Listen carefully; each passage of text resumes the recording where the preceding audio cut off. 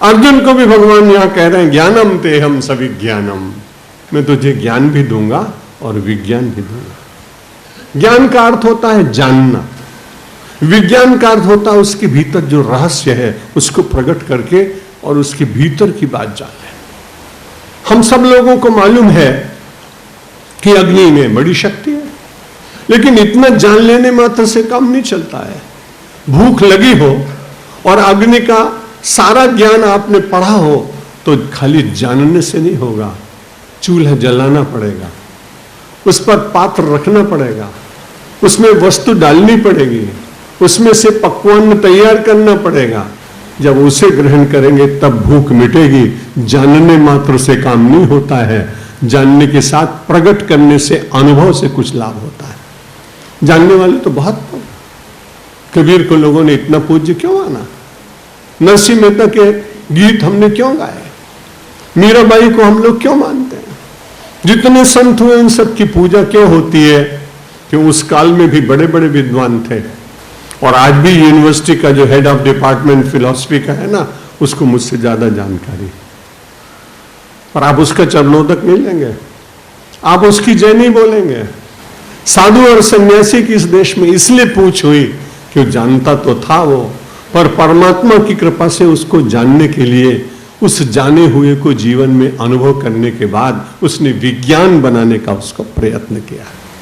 इसलिए हम लोग अध्यात्म को केवल ज्ञान नहीं मानते हैं, उसको मेटाफिजिक्स कहा जाता है, उसको विज्ञान कहा जाता है। तो भगवान कह रहे हैं अर्जुन, पहले तो मैं तुझे जानकारी दूंगा, और जब जानकारी खाली हो जाएगी तो उसके बाद जानने की और अधिक इच्छा होती। ज्ञानम तेहम सविज्ञानम इदम वक्ष्यामि अशेषतः। इस ज्ञान को मैं कहूंगा तुम्हें। एक संस्कृत विद्वान ने वक्ष्याम अर्थ किया है कि ज्ञान को मैं लेके तुम्हें दूंगा, तुम्हें प्रयत्न नहीं करना पड़ेगा, मैं तुम्हें स्वयं ज्ञान बताऊंगा। मुझे ऐसा एक दृष्टांत मिलता है।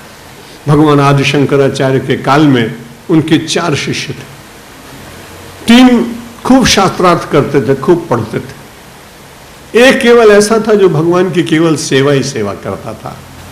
शंकराचार्य जी के वस्त्र लाना, कौपिन वस्त्र लाना, उत्तरी वस्त्र लाना, कमंडल रख देना, चुपचाप बैठे रहना, उनकी इंगित पर क्या आवश्यकता इसकी पूर्ति करते। 12 वर्ष बीत गए।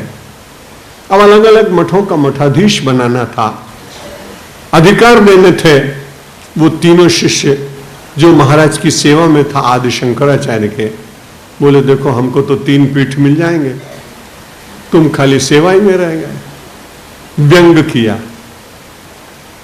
भगवान आदि शंकराचार्य को ये बात ज्ञात हुई तो उन्होंने कहा तुम ऐसा करो, ये सामने कमल के फूल है तालाब में, जरा तोड़ कर लाओ, वहां से पूजा में चढ़ाना है।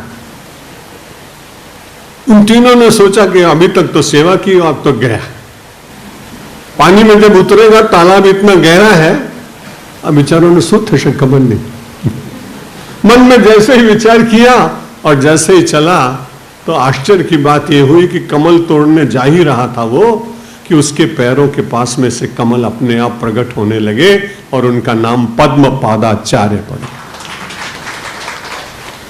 जब वो लौट के आए तो उसके बाद तीनों लोगों ने कहा अरे हमारे भीतर तो इतनी सिद्धि नहीं, और इसको तो इतना सिद्धि मिल गई। अब उन्होंने कहा एक 4था पीठ में तुम्हें दूंगा। बोले ये करेगा क्या? भगवान आदि शंकराचार्य ने अपना कमंडल उठाया, उसमें से थोड़ा सा जल उसको पिलाया।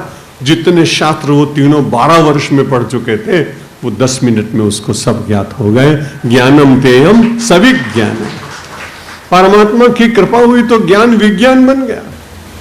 ये भगवान आदि शंकराचार्य के काल की बात है। भगवान कृष्ण कहते हैं कि तू एक बार मैया सक्त हो जा, कर्म को मेरे साथ जोड़ दे, अपने अभिमान को छोड़ दे, तो मैं निश्चित रूप से और संशय की वृत्ति को समाप्त कर दे। यदि संशय रहेगा तो बड़ी कठिनाई है, पूरा विश्वास होना चाहिए।